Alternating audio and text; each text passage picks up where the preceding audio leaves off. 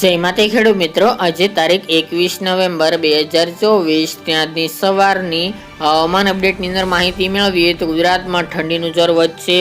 ઠંડા પવનો ફૂંકાતા ગુજરાતમાં કડકડી ઠંડી પડી શકે છે. સાથે તાપમાન કેવું જોવા મળશે તેની પણ માહિતી મેળવીશું. ઉત્તર ભારતમાં ભારે હિમવર્ષાને કારણે ગુજરાતમાં કડકડી ઠંડીનો રાઉન્ડ આવી રહ્યો છે, તો સંપૂર્ણ માહિતી મેળવીશું.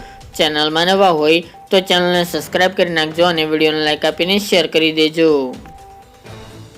ઉત્તર ભારતમાંથી હવે વેસ્ટર્ન ડિસ્ટર્બન્સો પસાર થઈ રહ્યા છે, જેના કારણે ઉત્તર ભારતના હિમાલયના પ્રદેશો, જમ્મુ કાશ્મીર સહિતના ભાગોની અંદર ભારે હિમવર્ષા જોવા મળી રહી છે, જેના કારણે તેની અસર ગુજરાતમાં જોવા મળી રહી છે અને ગુજરાતમાં ઠંડીનું પ્રમાણ વધે તેવી શક્યતાઓ રહેલી છે.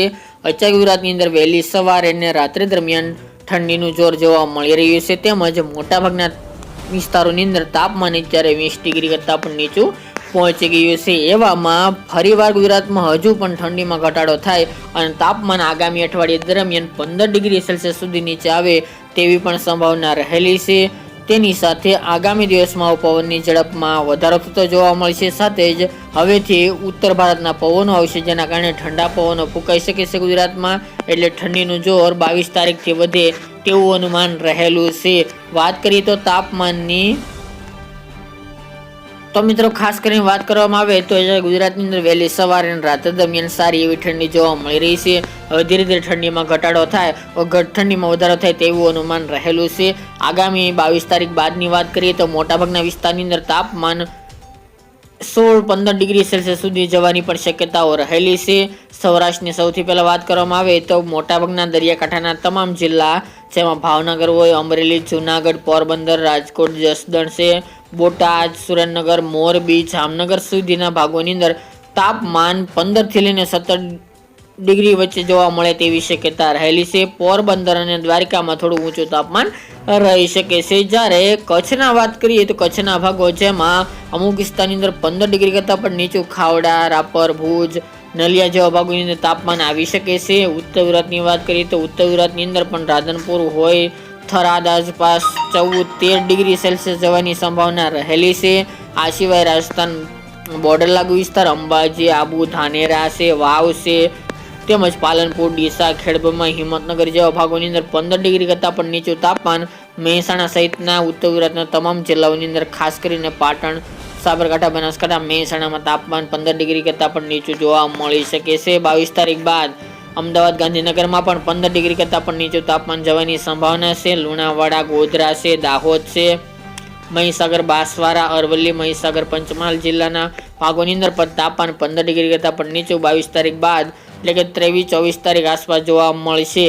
દક્ષિણ ગુજરાતની વાત કરવામાં આવે તો દક્ષિણ ગુજરાતની અંદર પણ તાપમાન 18 ડિગ્રીથી લઈને 17 ડિગ્રી આસપાસ જોવા મળશે. સુરત, ભરૂચ, વલસાડ જેવા જિલ્લાઓની અંદર. જ્યારે મિત્રો હાલનું રાત્રિનું તાપમાન જોઈએ તો આજે ઘણા બધા ભાગોની અંદર તાપમાન 17 થી લઈને 15 ડિગ્રીની રેન્જમાં જોવા મળી રહ્યું છે. હજુ પણ તેમાં ઘટાડો થશે 22 તારીખ બાદ.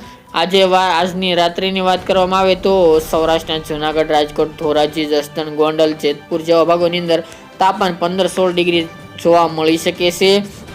એ સિવાય રાજકોટ છે, જામનગર, હળવદ, મોરબી છે, થ્રોલ, ચોટીલા છે, તેમજ ભાવનગરના અમુક ભાગો હોય કે પછી બોટાદ, રાણપુર, સુરેન્દ્રનગરના ભાગોની અંદર તાપમાન 17 ડિગ્રી કરતાં પણ નીચું જોવા મળશે. કચ્છમાં પણ મોટાભાગના વિસ્તારની અંદર 15 ડિગ્રી આસપાસ તાપમાન રહી શકે છે. ઉત્તર ગુજરાતની અંદર પણ પાલનપુર, ડીસા, થરાદ, વાવ, સુઈગામ, રાધનપુર, મહેસાણા, સાબરકાંઠા, બનાસકાંઠા, ખેડબ્રહ્મા આ તમામ ભાગોની અંદર તાપમાનનો પારો ઘણો બધો નીચે જોવા મળી શકે છે. આજની રાત દરમિયાન ત્યાં સારી એવી ઠંડી જોવા મળશે. અમદાવાદ, ગાંધીનગર હોય, દાહોદ, ગોધરા, મહીસાગરમાં પણ 15 થી લઈને 17 ડિગ્રીની રેન્જમાં તાપમાન હવે જોવા મળી શકે છે. દક્ષિણ ગુજરાતની અંદર 18-19 ડિગ્રી આસપાસ તાપમાન જોવા મળશે. વાત કરીએ તો બપોર દરમિયાનના તાપમાનની મિત્રો, બપોર દરમિયાન તાપમાન અત્યારે સાવ ઘટીને 29 ડિગ્રી સેલ્સિયસ સુધી પહોંચી ગયું છે. હવે ગરમી અને ઉકળાટમાંથી સંપૂર્ણપણે છુટકારો જોવા મળી રહ્યો છે. નોર્મલ કેટેગરીમાં બપોરનું મહત્તમ તાપમાન આવી ગયું છે. તમામ ભાગોની અંદર 30 ડિગ્રી કરતાં પણ નીચું તાપમાન જોવા મળશે. હજી પણ તેમાં ઘટાડો થઈ શકે છે. ગઈકાલના રોજથી પવનની ગતિમાં વધારો થયો છે. હાલ તો જે ચાલુ છે તે મુજબના પવનો જોવા મળશે.